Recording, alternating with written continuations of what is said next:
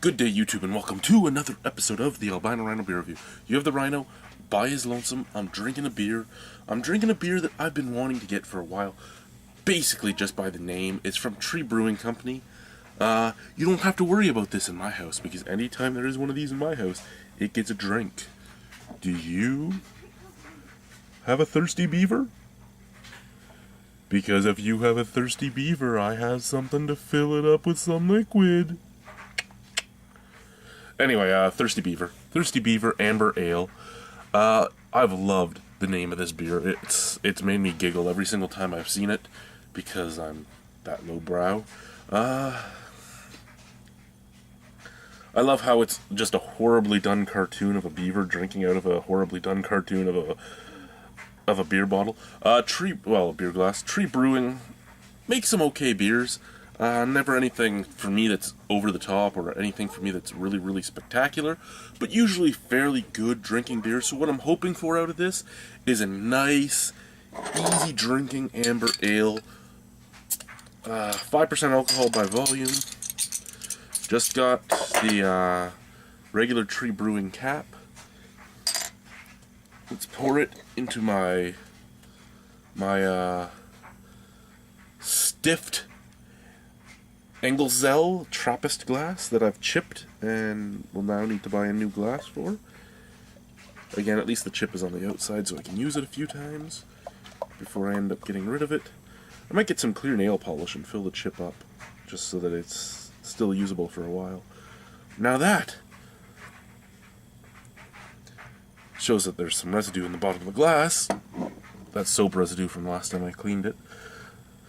And I still got a good head even with that soap residue. That's strange.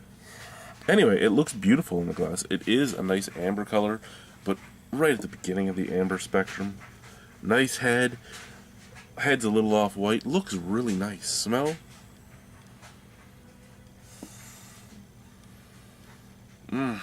Just roasty, toasty malts and some caramel.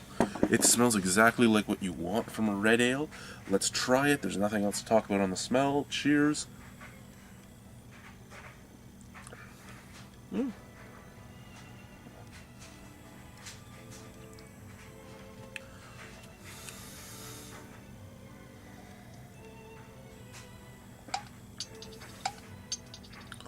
Somebody's giving me notifications. Not a bad beer. Not a bad beer at all.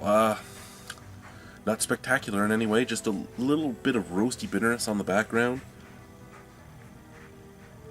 Nice touch of caramel sweetness up at the forefront. And a little dirty resiny hoppiness. I say resiny, but it's not really resiny. It's just the way the hop characteristics are sitting. It's resiny, but taste-wise, it's not really resiny. It's just that dirty caffeine pill bitterness is the hop profile with a little bit of pine. Not bad at all. Very easy drinking, very easily approachable red ale.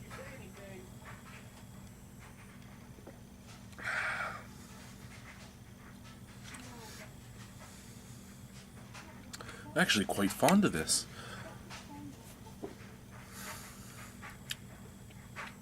I mean, I could see myself if this was easier to get a hold of, because it took me a long time to be able to get it here in the Niagara region. I can't get it in Niagara Falls, I have to get it in St. Catharines. But if this was here in Niagara Falls, I could see this being in the fridge quite often as just a average sipping beer when I'm having friends over. It's just a nice, easy drinking beer. There's nothing special about it, but there's nothing offensive about it at all. Excuse me, it even burps nice.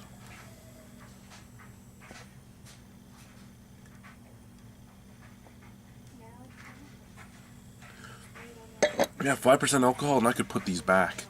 The caramel comes out a little more at the end. Beautiful, beautiful beer. Easily a 7 out of 10. Just right at 7. I would buy it again. Wouldn't go out of my way to find it, but I would buy a 6-pack of it again. I would put it in the fridge. I would enjoy it. So 7 out of 10 for Thirsty Beaver Amber Ale. A lot more sexual innuendo jokes I could have made, but since no one's here, I can't feed off anybody. Plus, let's try to be a little more grown up, right? Coming from the guy with a ponytail at the front of his head. Let's try and be a little more grown up. Thirsty Beaver Amber Ale. Thank you guys. 7 out of 10. Nothing wrong with it. Bye.